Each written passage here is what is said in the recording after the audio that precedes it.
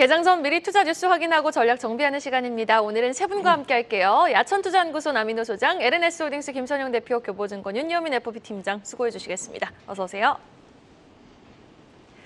자, 첫 번째 이슈입니다. 한국은행의 3연속 금리 동결 소식부터 터치해보죠. 3.5% 이번에도 동결입니다. 2월, 4월에 이어 올해 세 번째로 기준금리가 동결이 됐는데 미국과의 금리 차이는 여전히 역대 최고 수준이지만 불안한 경기 때문에 이번에도 동결을 결정한 거겠죠? 네, 그렇습니다. 정확히 지적을 해주셨습니다. 3연속 금리를 동결했다는 것은 한국은행이 지금 얼마나 고심을 많이 하고 있는가를 우리가 엿볼 수 있겠습니다.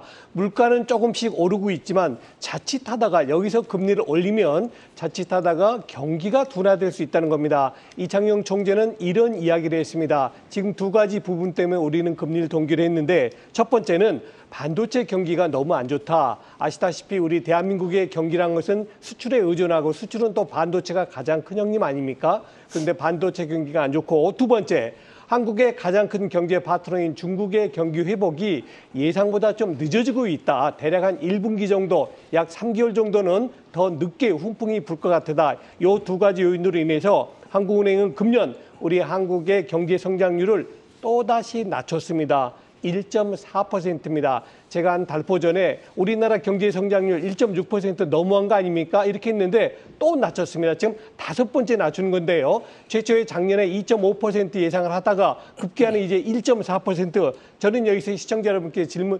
여쭤보겠습니다. 여러분, 경제 성장률하고 주가 수익률 어떻게 보십니까? 저는 보통 3배에서 5배 정도 봅니다. 예컨대 경제 성장률이 5% 성장한다 그러면 저는 주식 수익률은 곱하기 3에서 15에서 20%가 가장 바람직하고요. 또 경제 성장률이 3%다 그러면 어떻게 될까요? 3, 3은 9. 9에서 15%가 적당합니다. 그런데 지금 한국의 경제 성장 예상 얼마입니까? 1.4입니다. 그럼 곱하기 3하면 얼마죠? 5에서 10%가 금년도 주식 수익의 가장 합리적인 합당한 목표 수익이 아닌가 싶습니다. 지금 종합주가지수 이제 2,550선, 어제 좀 밀려서 2,550입니다만 한 달 전에 저점인 2,450에 비한다면 약 5% 정도 올랐습니다. 지금부터는 우리가 수익을 챙긴 것을 조금은 더 지킬 필요도 있다라고 말씀드리겠습니다. 네, 알겠습니다. 이렇게 금리는 동결하고 올해 경제 성장률 전망치는 또 한 번 낮춘 한국은행. 이 대외적인 여건을 떠나서 하반기에는 금리 인하 기대감까지 생겨나고 있는데 우리 국내 증시에는 좀 긍정적인 영향을 줄 수 있을까요? 어떻게 보세요, 윤여민 팀장님? 저는 이제 사실 금리 인하에 대한 부분도 분명히 기대감이 있습니다만 결국 이제 미국의 FOMC 어떤 결정이 상당히 중요하지 않을까 좀 생각을 하고 있는데요. 일단 이제 6월 같은 경우 이제 FOMC에서 가장 이제 주의 깊게 보는 것이 이제 5월 CPI가 아닐까 생각을 하고 있고요. 특히 이제 5월 FOMC 회의록을 보게 된다고 하면 여전히 미국 같은 경우도 상당히 좀 제가 볼 때는 좀 갈피를 잡지 못하는 좀 내분이 있는 상황이라 볼 수 있을 것 같은데요. 결국 이제 미국에서 금리를 좀 인상을 중단하는 부분들 혹은 뭐 이제 인하 관련된 부분들까지 얘기가 좀 나오고 있습니다만 그런 부분과 별개로 우리나라 같은 경우 지금 어쨌든 우리나라 한국과 미국 지금 한 1.75% 지금 역대 지금 금리 차가 나오고 있는 상황이기 때문에 이런 부분에서 갭이 좀 줄어들어야 되는 부분은 분명히 맞다라고 좀 말씀을 드릴 수 있을 것 같고 저는 개인적으로 환율 자체는 조금씩 더 올라갈 수 있는 부분은 있다라고 좀 생각이 듭니다. 아직도 좀 워낙 약세가 계속 지속되고 있는 상황이기 때문에 일단 지금 한국은행의 어떤 고심은 분명히 잘 알겠습니다만 외국인 입장에서 보게 된다고 하면 굳이 한국에 좀 투자할 이유는 아직까지는 없다라고 좀 생각이 듭니다. 뭐 그런 측면에서 저는 하반기에 좀 더 원달러 환율이 조금 더 상승할 수 있다는 것에 좀 베팅을 하고 있는 상황이기 때문에 그만큼 지수 자체는 분명히 조정이 나올 수 있는 가능성이 충분히 있다라고 좀 말씀을 드릴 수 있을 것 같습니다. 네, 알겠습니다. 환율 변동성에 따라서 어느 정도 좀 하반기는 조정을 염두에 두자라는 말씀으로 정리를 해주셨습니다. 다음 소식 보겠습니다. 아주 자랑스럽습니다. 대한민국 누리호 3차 발사에 성공한 대한민국 소식 확인해 보겠습니다. 이제 우주강국 G7에 들어가게 된 대한민국 어제 오후 6시 24분이었죠. 누리호 3차의 발사가 아주 성공적으로 마무리가 됐습니다. 네, 맞습니다.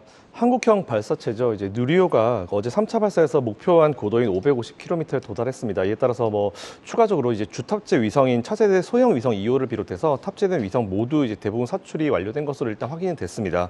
어제 오후 6시 6시 24분이죠. 전남공의 나로 우주센터에서 예정대로 발사되었고요. 결국 성공을 했습니다. 일단 어제부로 이제 탑재 위성 큐브 위성의 경우 전체적으로 사출은 진행된 것으로 확인됐고 도요셋 4개 중에 1기 정도가 이제 사출 여부를 확인하기 위해서 시간이 좀 더 필요하다고 했는데 지금 상황으로는 잘 모르겠습니다. 어제 상황 봤을 때는 1기 정도 좀 더 이제 시간이 필요하다 정도 얘기가 나왔었는데 어쨌든 중요한 거는 지난해 누리호 2차 발사 성공에 이어서 이번 3차 발사 성공으로 누리호의 신뢰성 향상 그리고 그와 함께 우리나라의 독자적인 우주 수송 능력을 확보해가는 과정이다라고 좀 보시면 될 것 같습니다. 굉장히 좀 스텝을 잘 밟아가고 있고요. 또한 발사체 본연의 역할이죠. 위성 발사를 위한 기술력을 어쨌든 확보함과 동시에 체계종합 기업이죠. 하나 에어로스페이스도 최초로 이번에 발사 운용에 참여를 했습니다. 이에 따라서 역할을 수행했다는 점에서 이번에는 사실상 좀 큰 의미를 부여해도 괜찮을 것 같다. 관련주가 좀 대놓고 이제 눈에 보인다라는 부분 체크해 보시면 좋을 것 같고요. 이에 따라 이종호 과기부 장관은 앞으로 2027년까지 누리호를 3차례 반복 발사함과 동시에 누리호보다 성능이 향상된 차세대 발사체 개발을 추진해서 국제적인 어떤 경쟁력을 확보해 나가겠다라고 합니다. 굉장히 좋은 소식인 것 같고요. 이와 함께 추가적으로 개인적인 의견을 드리면 이제 여기서 굉장히 노력하시는 분들에 대한 어떤 이제 여러 가지 지원이나 이런 방안도 이어져야겠죠. 항상 제가 말씀드리지만 이렇게 미래 산업의 경우에는 정권을 따지면 안 됩니다. 이번에서 무조건 좋다 했을 때 다음에 정권이 바뀌고 똑같이 간다 하더라도 무조건 이어지는 게 중요하기 때문에 미래 성장 산업에 대해서는 끊임없는 지원 그리고 최대한 많은 지원이 필요하다 이런 정도의 멘트 드리도록 하겠습니다. 네, 알겠습니다. 자, 그러면 일단 누리호 3차 발사와 관련해서 국내 증시에 따른 영향을 한번 짚어보겠습니다. 이번 3차 발사는 1차, 2차와 달리 관련주들이 발사 전에 기대감을 전혀 좀 반영하지 못하는 모습을 보여줬거든요. 갖고 계시는 분들도 참 답답하실 것 같고 전보다는 우주항공 섹터에 좀 관심도가 줄어든 건가 싶기도 한데 이번에는 발사 성공하고 나서 좀 움직일 가능성이 큰 걸까요? 어떻게 보세요? 네, 일단 지금 정확히 지적하셨는데 지금 누리호 3차 발사 관련돼서는 주식시장에는 그렇게 큰 영향은 없었다. 오히려 저는 이제 그 하반기에 좀 어떻게 보면 이벤트들이 많은데 오히려 누리호 3차 발사보다는 좀 제가 볼 때는 글로벌 그다음에 인공위성 관련된 부분에서 좀 안테나 관련된 부분들, 통신 관련된 부분들이 좀 더 주목되지 않을까라는 좀 생각을 하고 있고요. 그런 측면에서 인텔리안 테크를 한번 좀 말씀을 좀 드려볼 수 있을까 합니다. 특히 이제 이 회사 같은 경우는 초소형 위성 이제 송수신국 지금 위성 통신 안테나 글로벌 1위 기업이라고 말씀드릴 수 있을 것 같고요. 사실 최근에 보게 된다고 하면 이제 중궤도 저궤도 위성 통신 안테나가 상당히 지금 활발하게 사업을 지금 영위하고 있다라고 보실 수 있을 것 같습니다. 특히 이 회사 같은 경우는 최근에 약 한 1,000억 정도, 근데 좀 주가가 조금 밀리면서 900억 정도로 약간 내려간 어떤 감도 있긴 합니다만 유상증자를 좀 공시를 했었는데요. 일단 선제적으로 좀 시장에 대응하기 위한 제가 볼 때는 투자라고 생각이 듭니다. 특히 이제 내년부터 좀 발생을 할 어떤 게이트웨이 안테나 공급용 이제 공급 회사 같은 경우는 지금 아마존으로 좀 추정이 되고 있는 상황이기 때문에 결국 게이트웨이용 안테나가 제가 볼 때는 하나의 키워드로 좀 떠오를 수 있지 않을까라는 좀 생각을 하고 있습니다. 그런 측면에서 유상증자 발표 이후에 주가가 좀 상당히 좀 많이 밀렸던 부분들 최근에 좀 저점을 잡으려고 하는 모습이 보이고 있는데 이런 측면에서 중장기적으로 봤을 때는 저는 충분히 이런 인텔리안 테크 같은 경우가 좀 인공위성 관련된 쪽에서 봤을 때는 좀 충분히 수혜를 볼 수 있는 종목이 아닐까라는 좀 생각을 하고 있습니다. 그런 측면에서 봤을 때 일단 누리호 3차 발사와 관련된 부분들은 상당히 좀 기대가 컸고 성공해서 정말 좀 다행이라 생각합니다만 이 관련된 종목들 같은 경우는 오히려 이제는 좀 다른 모멘텀을 집중해야 될 시점이 아닌가 좀 생각을 하고 있습니다. 네, 알겠습니다. 다른 종목들 같은 경우 말씀해 주시면은 한국항공우주, 하나에어로스페이스, AP위성 같은 종목들을 말씀해 주시는 거죠? 네, 맞습니다. 지금 이제 그런 종목들 같은 경우 사실 올해부터 좀 많이 시세가 좀 나왔고 또 이제 좀 시세를 좀 많이 반납한 상황이라 볼 수 있을 것 같은데 지금 상황에서 보게 된다면 누리호보다는 오히려 이제 우주항공청 관련된 부분에서 지금 입법 절차에 관련된 부분들 그리고 어쨌든 지금 이제 이 윤 대통령의 어떤 정권에서 좀 어떻게 보면 아이덴티티를 볼 수 있는 어떤 산업 중에 하나가 좀 인공위성이 우주항공이기 때문에 좀 또 다른 모멘텀에 대한 부분을 좀 모색해보는 그런 시점이 돼야 되지 않을까 생각하고 있습니다. 네, 알겠습니다. 자, 그렇다면 다음 소식은요. 전거래일 국내 증시와 밤사이 뉴욕 증시의 뜨거운 감자였던 엔비디아 소식으로 한번 이어가 보겠습니다. 드디어 7만 전자, 10만 닉스를 다시 보게 됩니다. 아주 무서운 엔비디아의 돌풍이 국내 반도체 대장주까지도 힘을 불어넣어준 건데 밤사이 뉴욕 증시에서도 엔비디아는 24%를 급등했어요. 네, 정말 엔비디아 참 놀라운 상승을 보이고 있습니다. 그만큼 또 서프라이즈한 실적을 발표했죠. 자, 여러분 어떻습니까? 1조 달러, 우리 돈으로 말하면 약 1,300조입니다. 지금 삼성전자가 400조거든요. 그러니까 삼성전자를 3번이나 살 수 있는 그런 금액이 이제 곧 엔비디아가 되고 있다는 겁니다. 자, 여러분, 엔비디아가 왜 이렇게 강할까요? 가장 큰 요인은 바로 AI용 GPU 때문입니다. 그런데 중요한 게 있습니다. AI용 GPU에 반드시 필수 불가결에 필요한 게 뭡니까? HBM인데요. 하이 밴드위스 메모리입니다. 고대역폭 메모리라는데 저는 말이 좀 어려워서 그냥 고성능, 고부가 메모리 이렇게 생각합니다. 바로 이 엔비디아가 GPU를 만드는데 반드시 들어가야 될 이 HBM이 전 세계 90%가 우리 대한민국에서 만들고 있는 겁니다. 즉 삼성전자와 하이닉스가 바로 이 HBM을 만들고 있다. 이 말씀 드리겠고요. 다음 두 번째로 외국인 투자가들의 지분이 드디어는 1년 전에 삼성전자로 다시 돌아왔습니다. 이 이야기는 무슨 이야기입니까? 삼성전자가 2분기 실적이 비록 나쁘지만은 올 하반기 들어서는 굉장히 좋아질 거야. 그 기대감을 이미 표출하고 있습니다. 아까 말씀하셨던 대로 SK하이닉스는 이제 10개월 만에 다시 종가 기준에서 10만 릭스로 회복을 했습니다.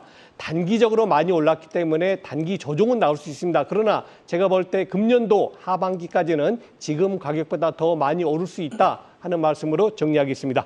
네, 알겠습니다. SK하이닉스 추가적인 상승 여러 개에서 좀 진단을 긍정적으로 내려주셨는데 어제 보면 또 삼성전자, SK하이닉스 흐름 굉장히 좋았는데 두 종목의 주가 흐름을 비교해 보자면은 우리 윤여민 FP 팀장님은 어떤 종목의 추가 상승 여력이 더 높다고 보십니까? 사실 이 두 종목을 보면서 저는 SK하이닉스가 제가 볼 때는 좀 언급해야 될 종목이 아닐까라는 좀 생각을 했고요. 사실 뭐 SK하이닉스는 제가 작년부터 계속 좀 말씀을 좀 드렸던 종목이 아닌가 좀 생각을 합니다. 아무래도 이제 베타적인 측면에서 봤을 때 삼성전자보다는 좀 베타가 크기 때문에 어떤 주가의 상승폭 자체도 좀 크지 않을까 좀 생각을 하고 있고요. 특히 이제 AI와 관련된 쪽에서 봤을 때, 특히 일단 앞에서 말씀하셨던 HBM 관련된 쪽에서 상당히 좀 이제 집중을 받았던 부분이 있다라고 좀 말씀드릴 수 있을 것 같고요. 여기에 더해서 뭐 지금 최근에 좀 이슈가 나오는 것 중에 하나가 이제 중국 같은 경우죠. 지금 미국 마이크론 제품 구매를 좀 불안한 방침이 나왔는데 이와 관련돼서 저는 단기적으로 좀 반대적인 좀 수혜도 분명히 있다라고 좀 말씀드릴 수 있을 것 같습니다. 뭐 그런 측면에서 보게 된다고 하면 특히 이제 반도체 같은 경우는 최근에 좀 외국인들의 매수세가 좀 상당히 강한 상황이죠. 특히 이제 좀 반도체 바닥에 대한 부분들, 좀 반등에 대한 부분에 어떤 그런 기대감도 분명히 있는 상황이고 여기에 또 어떻게 보면 좀 정책적인 또 정치적인 이슈까지 같이 껴있는 상황이기 때문에 좀 하반기에 좀 코스피를 좀 이끌 수 있는 제가 볼 땐 주도 섹터가 아닐까라는 좀 생각을 하고 있습니다. 그리고 저는 이제 SK하이닉스 같은 경우에 어떤 뭐 개인적인 목표가는 지금보다 훨씬 더 높기 때문에 지금의 어떤 반등에 저는 흔들리지 마시고요. 좀 더 장기적으로 보유하시면서 좀 더 높은 수익률을 좀 가져가셨으면 좋겠다라는 좀 개인적인 바람을 좀 말씀드려 보도록 하겠습니다. 높은 수익률이면 하반기 좀 어느 정도까지 보시는 거예요? 제가 뭐 기간까지는 좀 말씀드릴 수는 없는데 일단은 목표가 같은 경우는 저는 지금 상황에서 보더라도 한 40% 이상은 더 올라가야 되는 어떤 그러한 좀 업사이드가 분명히 있지 않을까 좀 생각을 하면서 지금 제가 볼 때는 주가에 조금 만족하시지 않으셨으면 좋겠습니다. 네, 알겠습니다. 뭐 딱 기간을 정해두고 이 정도 오를 것입니다라는 의견보다는 일단은 언제가 됐든지 간에 40% 정도의 추가 상승 여력이 충분하니 한번 긍정적으로 지켜보자라는 말씀해 주셨습니다. SK하이닉스에 대한 진단 들어봤고요. 자, 다음 소식입니다. 부디 여타 다른 반도체 관련주들에도 오늘은 에너지가 좀 뻗쳐주길 이어지는 소식은요. 밤사이 나온 정부의 반도체 특단 대책 제1탄 국회 문턱을 넘은 소부장 특별법 한번 확인해 보겠습니다. 자, 소부장 공급망 교란 대응을 위해서 지금 정부가 처음으로 대책을 내놓은 건데 구체적인 진행 상황부터 좀 알려주실까요? 네, 산업부가 이른바 이제 소부장이라 부르죠. 이제 소재부품 장비 산업 경쟁력 강화 그리고 이제 공급망 안정화를 위한 특별 조치법, 이제 소부장 특별법이라고 부르는데 이거 개정안이 이제 국회 본회의는 통과를 했습니다. 일단 통과됐고요. 공급망 교란에 대응하기 위해서 이제 입법을 추진 중인 공급망 3법 중에 하나인 소부장 특별법 같은 경우는 어쨌든 이게 확대 개정된 거라 보시면 될 것 같은데 공급망 3법 중에 사실 앵커님 말씀하신 대로 처음으로 이번에 국회 문턱을 넘은 법안입니다. 이 특별법에 따라서 산업부 장관은 소부장 품목 중에 이제 특정 국의 어떤 수입 의존도가 높거나 아니면 이제 국제 경제에 영향을 미치는 그런 큰 품목을 공급망 안전 품목으로 이제 선정을 할 수가 있습니다. 이에 따라서 뭐 기술 개발이나 생산시설 구축이나 뭐 수입선 다변화 아니면 뭐 해외 인수합병 등 우리 공급망 대응의 역량을 강화할 수 있는 지원이 가능해졌다라고 좀 보시면 될 것 같고요. 공급망 리스크 관리에도 분명히 선제적으로 대응할 수 있는 어떤 굉장히 중요한 법안이 될 수 있을 것 같습니다. 특별법 같은 경우는 향후에 이제 국무회의 의결을 거쳐서 이제 공포화될 예정이고 공포 이제 6개월 후에 본격적으로 시행이 되는데 이것도 좀 개인적인 생각을 좀 추가를 해드리면 이렇게 좀 뭔가 빠르게 이제 지원을 해야 되는 법안은 이 중간 이제 법안 처리 과정도 좀 줄이는 방안을 좀 마련을 해주셨으면 좋겠다는 그런 개인적인 생각을 가지고 있습니다. 앞에서 말씀드린 대로 국무회의 의견 시간 정말 많이 걸렸고요. 그리고 이제 의결하고 공포를 하고 공포하고 나서 6개월 이후에 이게 시행이 된다고 하면은 내년입니다. 2024년이 되고요. 그래서 그 사이에 다른 나라들은 이제 정말 많은 지원을 하고 빠르게 이제 선제 대응을 하고 있는데 우리나라 같은 경우도 이제 어쨌든 지금 이제 속도전이 중요합니다. 빨리빨리 지원하고 많이 지원해주고 이거에 따라 가지고 우리나라 기업들의 우리나라 어떤 기술력이 어떤 경쟁력이 생길 수 있기 때문에 웬만하면 이런 거는 좀 빨리 지원해줄 수 있는 그런 방안이 좀 나왔으면 좋겠다는 그런 개념의 바람을 가지고 있고요. 이게 앵커님 말씀하신 대로 소부장 기업 쪽에 좀 제발 빠르게 훈풍이 좀 많이 불었으면 좋겠다라는 그런 개인적인 바람을 가지고 있습니다. 네. 어제 대부분의 소부장주들이 윗꼬리를 달거나 음봉으로 마감을 해서 참 아쉽다라는 생각이 들었는데 과연 이 정부의 대책 마련 소식이 관련주들에게 오늘은 좀 상방 압력을 불어넣어 줄 수 있을까요? 네, 일단은 최근에 보게 되면 반도체 같은 경우도 좀 AI 관련된 반도체에서만 약간의 좀 매수세가 돌고 있는 분, 사실 전통적인 소부장 같은 경우는 여전히 좀 주가 자체는 좀 많이 눌려 있다라고 말씀드릴 수 있을 것 같은데요. 그럼에도 불구하고 좀 전통적 소부장 중에서 좀 약간의 어떤 주가의 좀 반응이 좀 나올 수 있는 종목을 하나 좀 말씀드려보도록 하겠습니다. 바로 이제 리노공이라고 말씀드릴 수 있을 것 같은데, 일단 이 회사 같은 경우도 1분기 실적 좋지 못했습니다. 여기에 더해서 2분기 실적도 좀 좋지 못할 것이라는 전망이 나오고 있는 상황입니다. 앞에서 소개해드렸던 SK하이닉스도 좀 마찬가지라 볼 수 있을 것 같은데, 일단은 1분기 영업이익 같은 경우 173억 정도를 좀 기록을 하면서 전년 대비 54% 정도 감소한, 어떻게 보면 좀 이제 시장 전망치를 믿던 실적을 좀 발표했다 말씀드릴 수 있을 것 같고, 다만 그럼에도 불구하고 영업이익률 자체는 35%로 여전히 견조했다라고 좀 말씀드릴 수 있을 것 같습니다. 즉 물건은 많이 팔리지 못했습니다만 판가 인하는 없었다라고 좀 말씀드릴 수 있을 것 같고, 그만큼 이제 포고핀 소켓 시장에서 분명히 회사의 어떤 위치는 좀 분명히 확인할 수 있지 않았나 좀 생각이 듭니다. 다만 이 회사 같은 경우 이제 하반기에 좀 주목해봐야 될 것이 이제 XR 신제품 관련된 부분에 대한 좀 기대감이 있다라고 좀 말씀드릴 수 있을 것 같습니다. 특히 지금 6월부터 지금 얘기가 좀 많이 나오는 것들 중에 하나가 지금 이제 XR 관련된 기기, MR 헤드셋 관련된 기기들에 대한 부분들이 애플을 중심으로 나오는 부분이 있기 때문에 이와 관련된 기대감 충분히 있지 않나라는 좀 말씀을 드려보도록 하겠고, 이 회사 같은 경우는 그러한 측면을 봤을 때 1분기 실적이 저점이 되지 않을까. 여기에 또 다른 소부장 업체 대비해서 반등이 좀 빠르다는 어떤 그런 특성이 있기 때문에 그런 측면에서 전통 소부장 중에 리노공업에 대한 어떤 주목도는 분명히 필요해 보지 않을까 생각하고 있습니다. 네, 알겠습니다. 리노공업 한번 주목해 보도록 하죠. 우크라이나 재건 관련 소식으로 넘어가 보겠습니다. 지금 한 일본 언론 매체가 윤석열 대통령의 우크라이나 직접 방문 가능성이 높다라는 보도까지 나온 가운데 국내 샌드위치 패널 업체 1위죠. SY가 우크라이나 현지 업체와 또 MOU를 체결했다고요? 네, SY는 충분히 경쟁력 있을 것 같습니다. 이제 이 샌드위치 패널이라는 걸 잠시 후에 제가 설명을 드리겠지만, 일단 종합 건자재 기업이죠. SY가 지난 23일 날 폴란드 바르샤바에서 개최된 우크라이나 재건 관련 포럼에 참석해서 우크라이나 재건 공장 설립과 관련해서 현지 업체인 유로 인베스트 홀딩스와 MOU를 체결했다는 소식을 전달했습니다. 근데 일단 MOU는 제가 항상 말씀드리지만 이거는 가는 단계이기 때문에 확정된 게 아니기 때문에 그렇다 하더라도 이 이후에 나오는 이제 뉴스를 여러분들 계속 팔로우 하셔야 된다는 말씀 먼저 드리고요.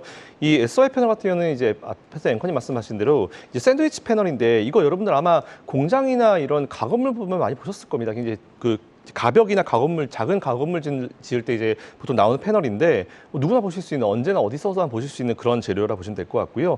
샌드위치 패널 분야에서 유일한 상장사라 보시면 될 것 같습니다. 2006년부터 업계 점유율 1위를 거의 20년 가까이 수성하고 있는 그런 기업이고요.